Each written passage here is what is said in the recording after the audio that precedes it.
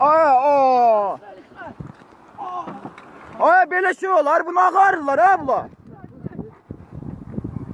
Biri babun görsən, bu məni çəkib qırağa.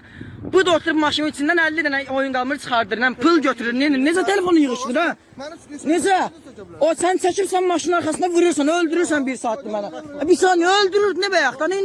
İndi salıbsan aşağı səsi. Bir saatdir yumurta ilə. Aç şəli vur. Niyə? Mən telefona çəkmişəm.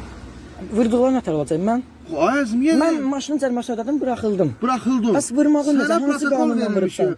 Hansı qanunla vurubsan? Protokol vermişəm. Bizi şərriysən. Mən səni şərrləmirəm. Nə şər? Bu qədər insan içində sən məni öldürürsən bir yaxdan. Sən mənim saatım dağılıb bir saatdir.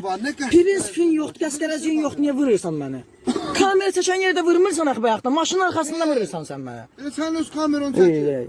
Öz kameramı indi yandırmışam. Yandırmışam ki bir kameranı görüb vurmayasan.